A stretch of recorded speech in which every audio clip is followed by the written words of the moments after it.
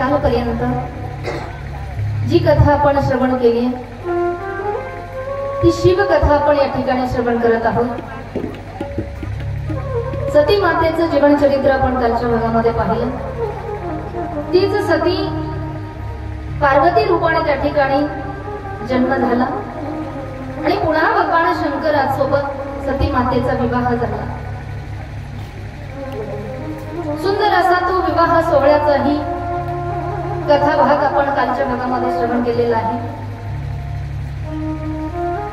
आनंदामध्ये हिमालय पर्वताने भगवान शंकर आणि माता सतीचा विवाह त्या ठिकाणी लावून दिलेला आहे। आणि जेव्हा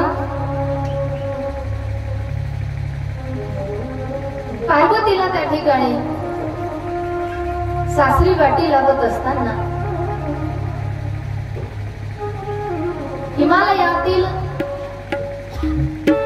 सर्व लोक त्या ठिकाणी शोकसागरामध्ये बुडालेले होते। जी पार्वती माता आपल्या नगरीमध्ये त्या ठिकाणी लहानाची मोठी झाली, जी मुलगी 20 वर्षाच्या अंगणामध्ये खेळली बागडली, ती लेक आज त्या ठिकाणी सासरी जाते। ही कल्पना सगळ्यांच्या हृदयाला त्या ठिकाणी पान्हा फोडणारी होती। सगळा समाज रडू लागलेला आहे। पार्वती मातेची आई आहे मैना माता। ज्या वेळेला कडकडून मिठी मारली पार्वतीने आपल्या आईला, ताहो फोडून रडू लागलेली आहे पार्वती माता माहेर सोडत असताना। मैना माता अनेक प्रकारचा उपदेश देते आपल्या मुलीला की पार्वती, तू माहेर सोडून त्या ठिकाणी सासरी जातेस बाळा। पतिव्रता स्त्रीचा धर्म काय आहे ही आज एक आई आपल्या मुलीला त्या ठिकाणी समजावून सांगते। सुंदर असं वर्णन आहे।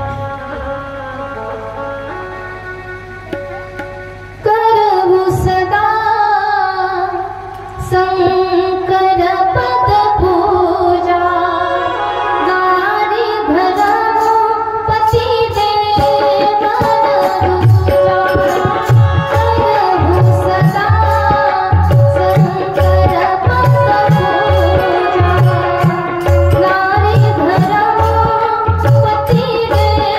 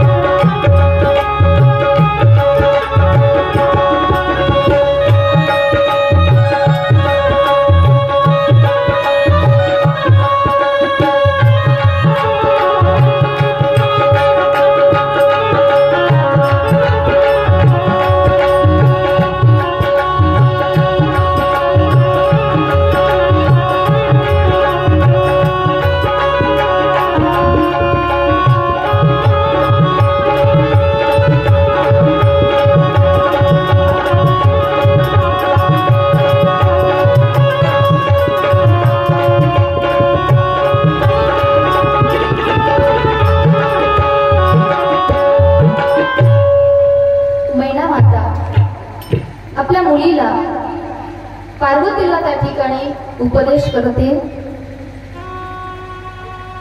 की मुलीचा विवाह झाल्यानंतर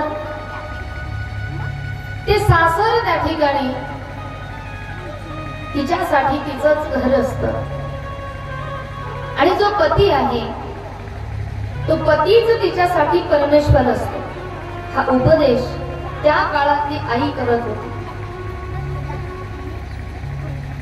आज कसं आहे? आज असं आहे का? आज आपण मुलीला वाटी लावताना अनेक प्रकारच्या वस्तू तिच्या सोबत देतो. संसारामध्ये ज्या तिला उपयोगी पडतील अशा वस्तू आपण तिच्या सोबत देत असतो. फर्निचर असेल, सोफा, कपाट, नाही का, TV, fridge, cooler, cooker, mixer, अगदी पोहे खायच्या चमच्यापासून तर अगदी मोठ्या मोठ्या फर्निचर पर्यंत संसाराला उपयुक्त असणाऱ्या सर्व वस्तू आपण तिच्या सोबत देतो. अगदी टेम्पो भरून साहित्य देत असतो. पण सांगेल मी इथं बसलेल्या प्रत्येक आईला, मुलगी वाटी लावत असताना, तिला वस्तू देत असताना वस्तू भंडार देत असताना तिच्या सोबत संस्काराचंही भंडार दिलं पाहिजे. हे महत्वाचं आहे. तिला आपण शिकवलं पाहिजे की बाई, सासरी गेल्याच्या नंतर मालकाची सेवा कर. सासूलाच त्या ठिकाणी आईप्रमाणे त्या ठिकाणी प्रेम दे, तिची सेवा कर, तिचा आदर सन्मान कर. आज आम्ही अनेक ठिकाणी त्या ठिकाणी वाक्य पाहतो, ऐकतो की ज्या वेळेला असं लिहिल्या जात आहे की आई वडिलांचा सांभाळ हा जर मुलांच्या ऐवजी मुलीकडे जर असता तर कुठलेच माता पिता वृद्धाश्रमामध्ये गेले नसते, असं आपण ऐकतोय. पण मला असं वाटतं, आई वडिलांचा सांभाळ मुलीकडे दिल्यानंतर वृद्धाश्रम त्या ठिकाणी निर्माण झाले नसते. हे म्हणण्यापेक्षा असं आपण म्हणायला पाहिजे की जी मुलगी सासरी जाते ना, तिने आपल्या सासू सासऱ्यालाच जर आई वडील मानलं तरी सुद्धा वृद्धाश्रमाची निर्मिती होणार नाही. हे का आपण म्हणत नाही? हे का कोणी ऐकत नाही? ज्या चांगल्या गोष्टी आहेत त्या आपण ऐकल्या पाहिजे, त्याचा अंगीकार केला पाहिजे. हा एवढा मोठा खटाटोप आपण करतोय. किती वर्ष झाले आपल्या सप्ताहाला? किती वर्षापासून आहे? अनेक वर्षापासून सप्ताह आहे आपला. प्रत्येक वर्षी लाखोचा खर्च आहे. बरं, तो खर्च कोण करतो? तुम्ही गावकरीच करता? वर्गणी कोण देतं? महाराज लोक देता का? तुम्ही गावकरीच खर्च करताना महत्वाचा मुद्दा लक्ष देऊन ऐका. मग लाखोचा आपण जिथे खर्च करतोय त्याच्यातून काहीतरी फायदा झाला पाहिजे, त्याचं आउटपुट काहीतरी आपल्याला मिळालं पाहिजे. कुठेतरी काहीतरी ऐकल्यानंतर कुठेतरी बदल झाला पाहिजे. आज हे 7 दिवस रामकथा ऐकल्याच्या नंतर आपल्या कंधारी नगरीतील एक जरी सून आणि सासू अशा असतील, एक जरी सून अशी असेल की जी एकुलती एक आहे पण तरी सुद्धा सासूतून जर वेगळी राहत असेल, एकुलती एक असेल आणि ती सासूला एकटीला टाकून वेगळी जर राहत असेल आणि तिने जर 7 दिवस ही कथा ऐकली आणि या कथेच्या माध्यमातून तिने जर ऐकलं की सासू सुनाचं नातं काय असतं आणि हे जर तिला समजलं, तिच्या डोक्यामध्ये थोडाफार काही प्रकाश जर पडलाच आणि ती वेगळी ठेवलेली म्हातारी सासू तिने जर पुन्हा घरात जर घेतली रामकथा ऐकून, तर कुठेतरी आपल्या रामकथेचं चीज झालं सार्थक. विनाकारण महाराज लोक सांगतच राहतात, आपण ऐकतच राहतो. आलोय कथेला, बसलोय, ऐकलोय, उठलो गेलो घरी, जैसे थे वैसे. काही उपयोग होणार नाही. थोडा खटाटोप आपण करतोय ना, त्यातून काहीतरी आपण बदल केला पाहिजे, काहीतरी घेतलं पाहिजे. आज मुलगी वाटी लावत असताना तिच्या सोबत कुकर, मिक्सर, भांडे द्या अथवा देऊ नका, काही फरक पडणार नाही. एवढे मोठे भांडे आपण देतो, लक्ष द्या थोडंसं इथे. एवढे सगळे भांडे कुंडे आपण तिला देतोय सोबत, का बरं तिच्या घरी पहिले भांडे नसतात का? तिच्या घरचे का जमिनीत आळ करून थोडी खात असतील, ताटं वगैरे तिथेही, तरी सुद्धा आपण एवढं सगळं तयारीनं सगळं टेम्पो भरून तिला देतो का? की लग्न झाल्यानंतर 8 दिवसात जरी वेगळं निघायचं असलं तरी अडचण यायला ही तयारी करून आपण तिला पाठवतोय. पण त्याच बरोबर आपण जर तिला संस्कार दिले चांगले, तिला जर सांगितलं बाई तिथे गेल्याच्या नंतर सासू सासू असते, जरी काही बोलली ना तरी ती तुझ्या हिताचंच बोलत असेल, सहन करायला शिक. पतीला त्या ठिकाणी परमेश्वर मान, आणि पतीला परमेश्वर मानलं पाहिजे बरं का महिला मंडळ. पतींना परमेश्वर मानलं पाहिजे असं मैना माता सांगते की कर हो सदा शंकर पद पूजा. पार्वती रोज तू तुझ्या मालकाच्या पायाची पूजा कर, असं कोण सांगते? आई मुलीला सांगते. हे रामायण आपल्याला सांगतंय की आपण रोज मालकाच्या पायाची पूजा केली पाहिजे. तुम्ही म्हणाल हो ताई करू ना आम्ही पूजा, पण ते पाय रोज व्यवस्थित जर घरापर्यंत येत असतील तर आणि ते जर तिकडेच लयजीन खेळत बसत असतील तर, तिकडे मुरम्याकडे जर येड्या बाबडीत पडत असेल तर मग काय करावं?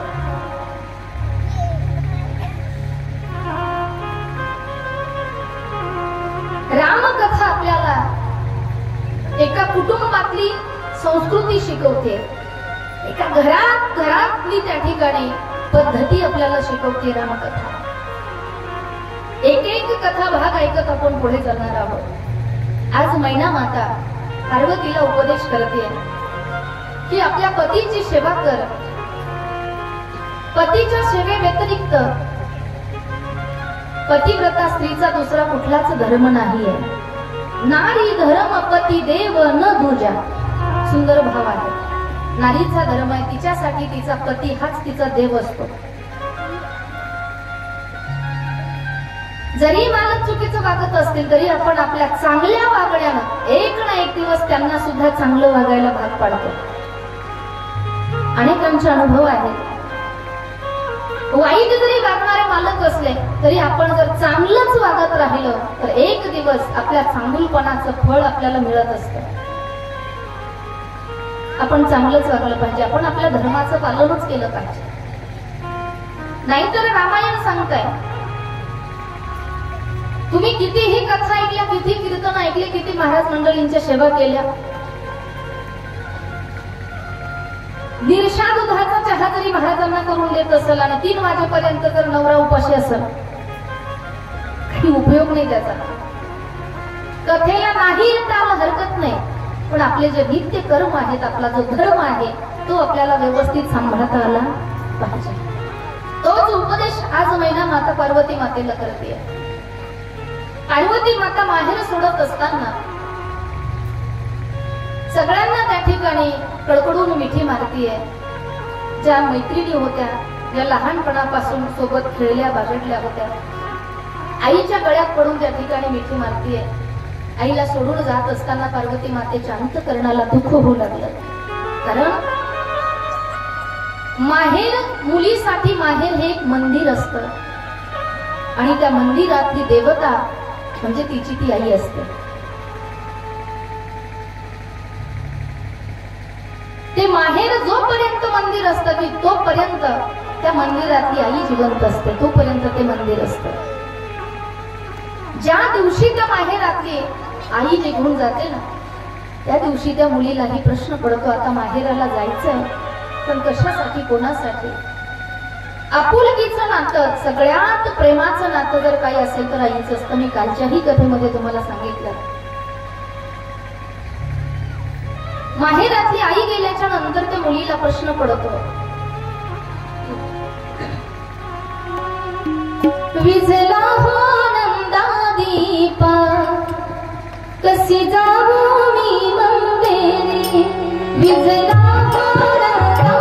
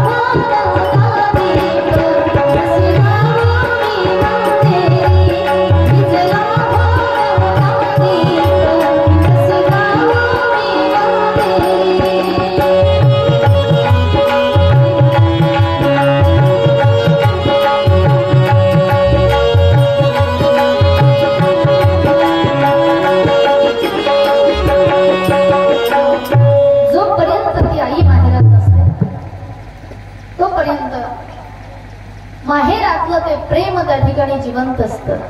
मुलीचं माहेर कुठपर्यंत जिवंत असतं की जोपर्यंत माहेरातली आई जिवंत आहे.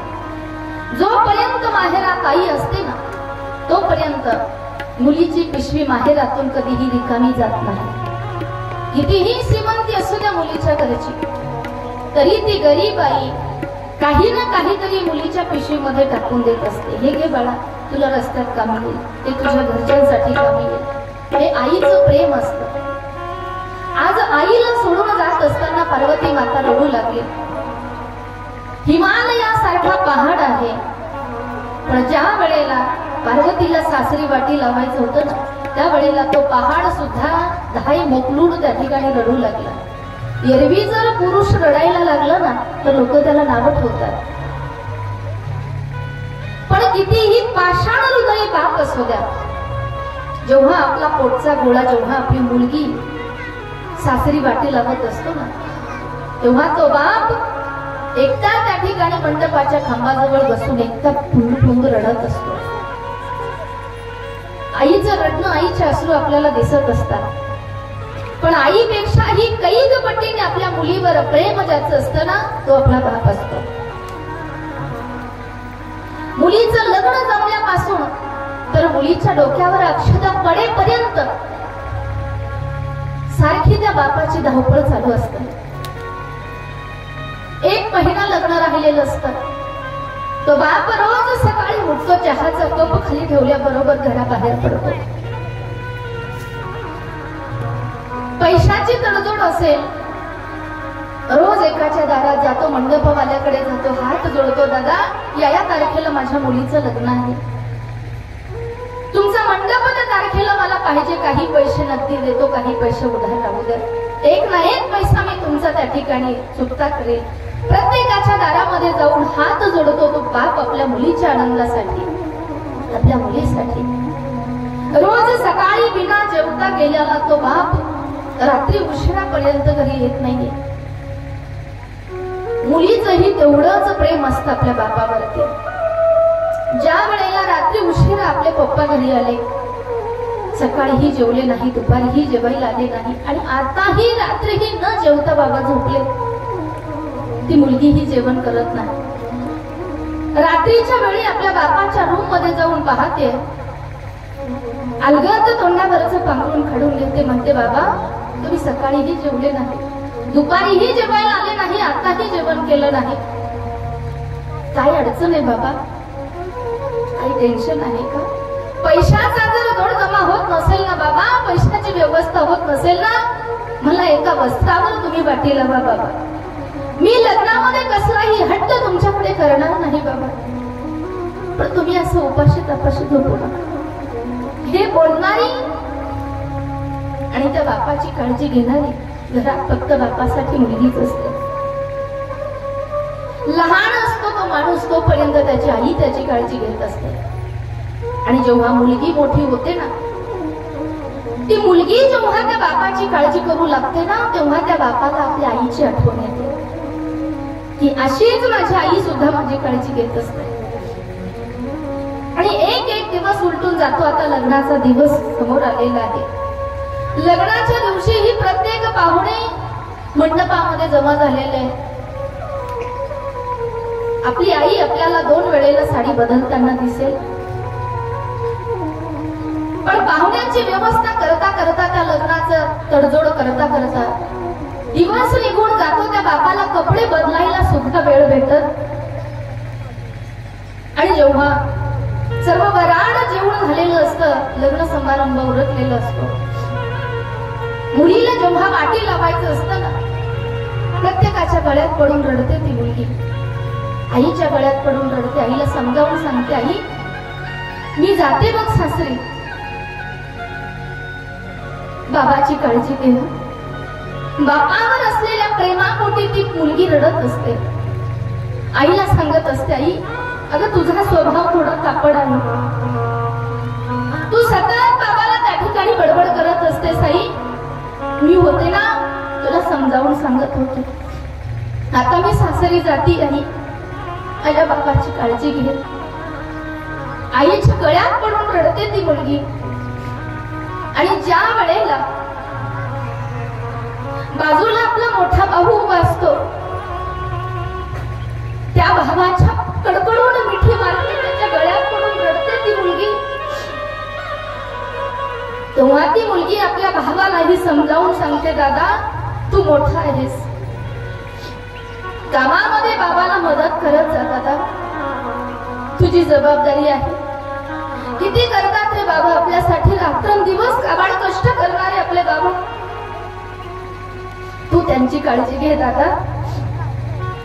तुला माहिती आहे दादा, आपल्या बाबाला एक अटॅकही येऊन गेलेला आहे. बाबाच्या काळजी मोठी ती मुलगी सगळं बोलत असते. तुला जाता जाता विनंती करते दादा, बाबांना त्रास देऊ नको, बाबांना कामामध्ये मदत करत जा. हे मुलीचं प्रेम आहे. छोटा आपला भाऊ असतो, त्यालाही गळ्याला लावून कडकडून मिठी मारते, त्याला सुद्धा समजावून सांगते, बाळू नीट शाळेत जात जा बरं, अभ्यास व्यवस्थित करत जा, बाबाला परिश्रम करत जाऊ नको. सर्वांचा निरोप घेत घेत ती मुलगी जेव्हा त्या मंडपामध्ये येते, मंडपाच्या एका कोपऱ्यामध्ये आपला बाप मंडपाच्या त्या खांबाला कडकडून मिठी मारून कसा कसा रडणारा तो बाप जेव्हा ती मुलगी पाहते ना,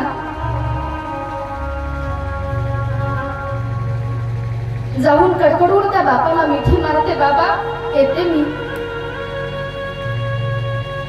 अख्ख्या काळजाच्या तुकड्याला छातीला लावून तो बाप रडत असतो. त्या दिवशी सांगतोय आपल्या मुलीला, बाळा सासरी जातीयस, तिकडे कोणी काही म्हणलं ना तर राग मानत जाऊ नको बेटा, सगळ्यांचं सगळं काही सहन करायला शिक. त्यावेळेला ती मुलगी रडक्या आवाजामध्ये बाबाला बोलत असते, बाबा तुम्ही माझी काळजी करू नका, तुम्ही तुमची काळजी घ्या, तब्येतीची काळजी घ्या बाबा,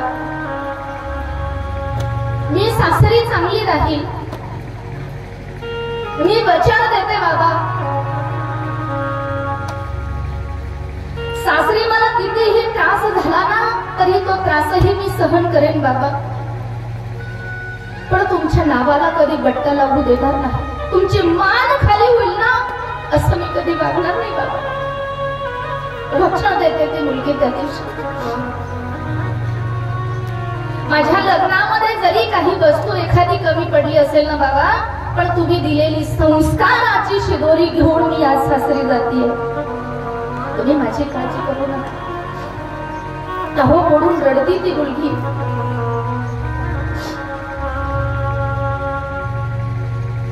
हिमालयासारखा पर्वत आहे, पण आज पार्वतीला वाटी लावत असताना तो सुद्धा रडू लागलेला आहे. सर्व समाज पार्वतीला वाटी लावण्यासाठी एकत्रित आलेला आहे.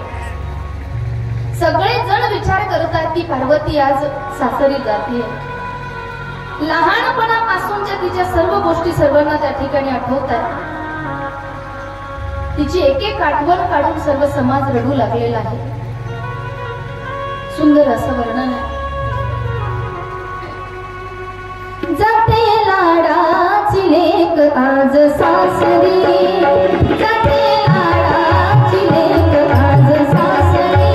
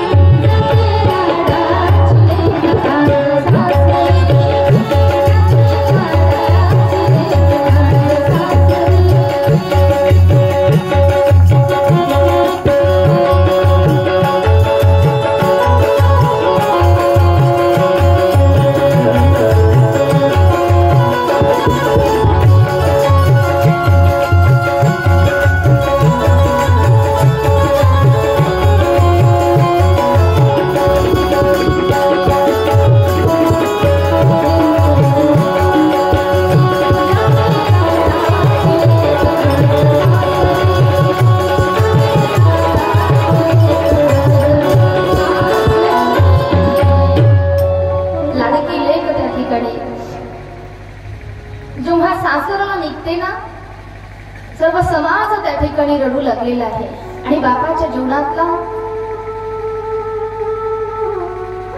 सगळ्यात मोठा स्वाभिमानाचा जो प्रसंग असतो ना, तो म्हणजे आपल्या लाडक्या लेकीला वाटी लावण्याचा प्रसंग असतो. दुःख जरी होत असलं तरी त्याच्या जीवनात तो आनंदाचाही क्षण असतो की माझ्या मुलीचं मी कन्यादान केलेलं आहे. आज समाजामध्ये वातावरण आज दूषित होताना आपण पाहतोय. अनेक ठिकाणी मुलीच्या बाबतीत, मुलांच्या बाबतीत माई बापांना आज पश्चाताप करण्याची ही वेळ पडते. ही कशामुळे हे प्रसंग येतात? कुठेतरी आपले संस्कार कमी पडतात. कुठेतरी आपल्या मुलांपर्यंत आपण आपली काय संस्कृती आहे, आपले संस्कार काय आहेत ते द्यायला कुठेतरी आपणच कमी पडत असतो. आपल्या मुलींना जेवढं आपण उच्च शिक्षण देतो ना, एमपीसी यूपीएससी, पुस्तकी ज्ञान आपण जेवढं आपल्या पाल्यांना, आपल्या मुलांना देतोय ना, त्याच ज्ञानाबरोबर संस्कार देणं सुद्धा गरजेची गोष्ट ठरलेली आहे समाजासाठी. जेवढ्या बिना लग्नाच्या मुली माझी ही कथा ऐकत असतील त्या सर्वांना हात जोडून विनंती आहे, ताई तुम्हाला कुठल्या क्षेत्रात जायचं, कुठला निर्णय घ्यायचा, सगळं काही तुम्हाला स्वातंत्र्य आहे. जे पाहिजे तो हट्ट करा तुम्ही बापाकडे, बापाकडून तो मागून घ्या, पण एक अधिकार मात्र त्याच्याकडून हिसकावून घेऊ नका, तो म्हणजे तुमचं कन्यादान करण्याचा. तो अधिकार तो त्या बापाला द्या. आज बऱ्याच ठिकाणी आम्ही पाहतोय की उच्च शिक्षित असणाऱ्या मुली त्या ठिकाणी मनानेच त्या ठिकाणी वर पाहतात आणि तिकडेच पळून जाऊन लग्न करतात. माई बापाच्या विरोधात जाऊन जो विवाह होतो ना, तो संसार कधीही सुखाचा होत नसतो. त्यामध्ये विवाह प्रसंगी थोरा मोठ्यांचा, आपल्या माई बापांचा आशीर्वाद फार महत्वाचा असतो. आज समाजालाही याची गरज आहे. हे कुणीतरी सांगितलं पाहिजे आणि कुणीतरी ते आचरणात आणलं पाहिजे.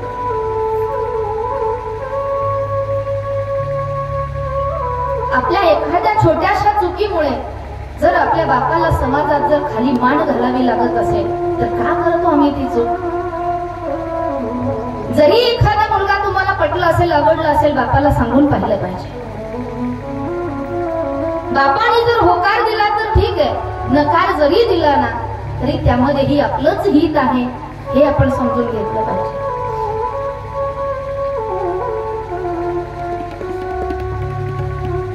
जोपर्यंत मुलगी घरात आहे तोपर्यंत ती बापाचा स्वाभिमान असते. त्या मुलीच्या जीवावर बाप मोठ्या मोठ्या गप्पा मारत असतो. चार माणसात असा तो बाप जर उभा राहिला ना तर तो सांगत असतो, माझी मुलगी म्हणजे हिरा आहे, हिरा, ती माझा स्वाभिमान आहे. पण तीच मुलगी जर कोणी आयऱ्या गैऱ्या सोबत पळून गेली, तिकडे जर तिनं लग्न केलं ना तर त्या बापाला समाजातून चालताना खाली मान घालून चालावे लागते, त्याची काही चूक नसताना. आणि समाज एवढा वाईट आहे बघा. चांगलं झालं तर विचारणार नाही लोक, चांगली गोष्ट झाली ना एखादी विचारणार नाही, पण एखाद्याच्या जीवनात एखादी गोष्ट जर वाईट घडली ना तर लोक पुन्हा पुन्हा पुन्हा पुन्हा त्याला ते दुःख त्याचं कपली काढून पुन्हा पुन्हा ताजं करण्याचा प्रयत्न करत असतात. मग त्या बापाच्या समोर दोनच पर्याय उरलेले असतात. एक तर गाव गल्ली सोडून दूर कुठेतरी जाऊन पोट भरणं, किंवा मग हे जग सोडून जाणं. इज्जतदार बाप आत्महत्या सुद्धा करतो. मग आपल्या एखाद्या चुकीमुळे जर आपल्या बापाला आत्महत्या करण्यासारखी वेळ येत असेल तर आपण ती चूक कधीही करायची नाही, हे रामायण सांगतं. म्हणून मी पहिल्या दिवशी तुम्हाला सांगितलं, बिना लग्नाच्या मुली मुलं त्यांना सुद्धा रामकथा ऐकायला घेऊन आलं पाहिजे आपण. आज हे संस्कार आपल्या पुढच्या पिढीपर्यंत पोहोचणं गरजेचं आहे. आपण ते ऐकलेत, आपण ते अनुकरण त्याचं करतोय आपण, पण पुढच्या पिढीला सुद्धा आपण हे संस्कार दिले पाहिजे. आपली संस्कृती काय आहे, आपले ग्रंथ काय आहेत, आपले संत महात्मे काय सांगतात हे आपण त्यांच्यापर्यंत पोहोचवलं पाहिजे. आज मैना माता अनेक प्रकारचा उपदेश पार्वती मातेला करते. सर्वजण त्या ठिकाणी जड अंतकरणाने पार्वती मातेला निरोप देतात.